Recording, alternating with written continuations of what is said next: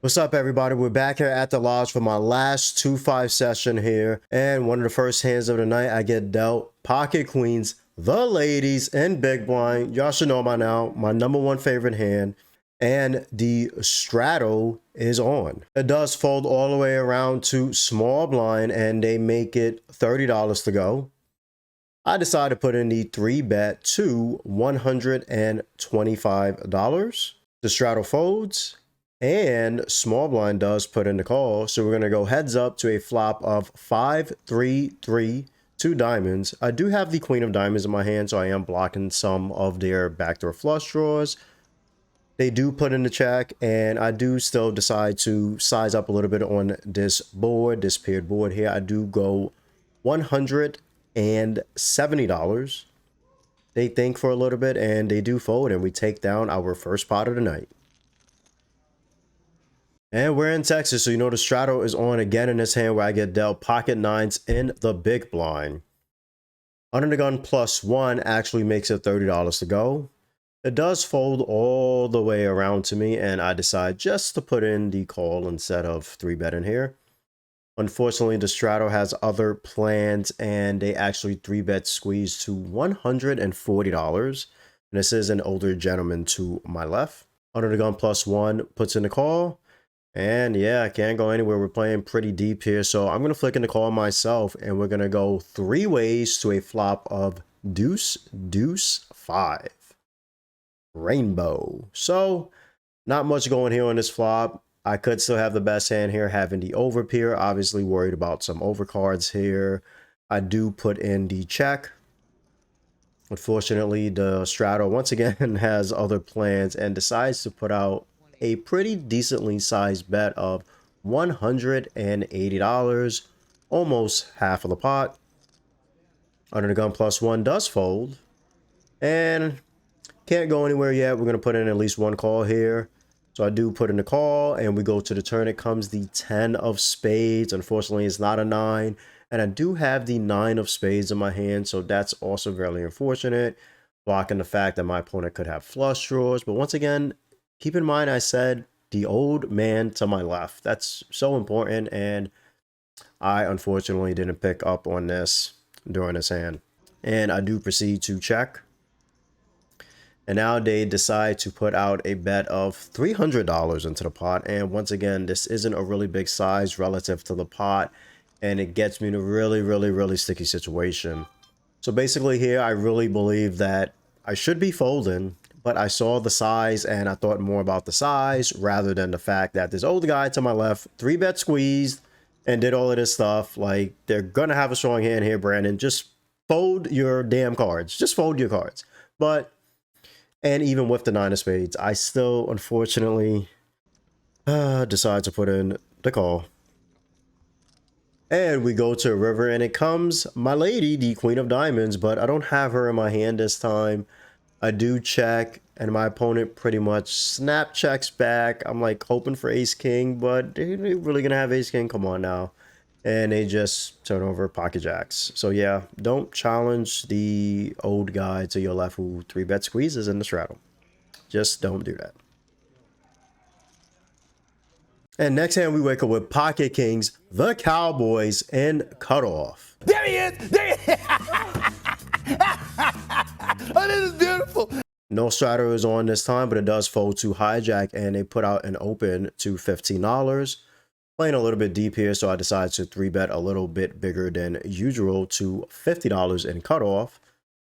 Button actually comes along with the cold call.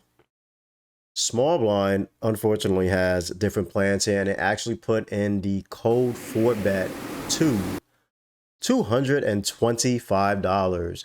And I start to think here for a bit after it folds all the way back around to me. Obviously, button range is going to be very weak here with cold call in my 3-bet. They're just going to have some like pocket pairs like 10s, 9s, 8s, maybe some random ace queen suited, ace queen off that they didn't want to 3-bet, something like that. But what I'm more so worried about is that the person who cold 4, we are very deep with them. Roughly 150 big blinds or so deep. So I think for a little bit, and I decide to actually put in the min 5 bet here. Yes, the mid 5 bet, and I make it $450 to go. Button does lay down their cards, and small blind says, fuck it. They're all in, and I pretty much snap call with pocket kings. They asked if I want to run it once or twice. It was my last day here in Texas, so I said, yeah, I'll run it twice this time, even though I do have kings. And they show me ace 5 suited. They got a little crazy there. They got a little crazy, but this person did say they recognized me for playing online, so hey, I can get out of line sometime. So let's go straight to both runouts. Flip. Oh. I don't know, my king is gone. That's wet. It's wet. It's wet. Wow. And what a crazy second run out that was. They flopped the straight flush draw with the ace 5 suited. Pretty sick. Way to dodge all of those outs like I'm Neo from the Matrix, basically. Come on now. And for the last hand of the night, we get pocket kings again. The Cowboys on the button. The under the gun straddle is on again. Under the gun +1 comes in with the limp as well. And then LoJack decides to bump it up and they open to $50. I am playing very deep with LoJack, just so you know, roughly $1,500, $2,000 or so.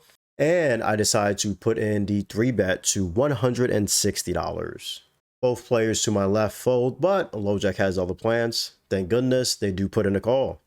So we're going to go heads up to a flop of king, deuce, 3, 2 clubs. I mean, top set. Literally have the best hand in poker right now. I'm loving this. I just have to try my best to stack this person who has roughly $2,000+ in front of them. Let's see if I can do it. They do put in the check. Start out with a little small wager here. Just bet $110. My opponent does put in a call. And we go to a turn, and holy fucking shit, it comes the king of diamonds. I just turned quads. I have not had quads at live poker this entire year. This is beautiful. They check again, and I'm thinking, I'm like, I mean, I'm so high up here, hoping this person maybe could bluff the river. So I decide to slow play here. I decide to check back my quads. We go to a river, and it comes the 10 of hearts, praying that my opponent has pocket tens for a boat here. I would just basically just stack them always, right? And they do decide to put out a bet of $300 into the pot. I wish they did go bigger, roughly a small bet into the pot that we have here. But I'm not going to complain here. At least they did bet. And I think for a little bit, and yeah, we're going to be bumping up the stakes, of course. I just throw in that sexy yellow chip in the middle, make it $1,000, and they actually go into the tank. They tank for roughly almost a minute, but unfortunately, they do fold, and we don't get paid with our quads. And for the last session here at the lodge, I do end up with a green session of $1,135. And if you did like this session, I will be playing at the lodge again in May, live on stream. But definitely make sure you also check out this video here where I play against one of the best in the game, Doug Polk, at a 25-50 game, the biggest game I've ever played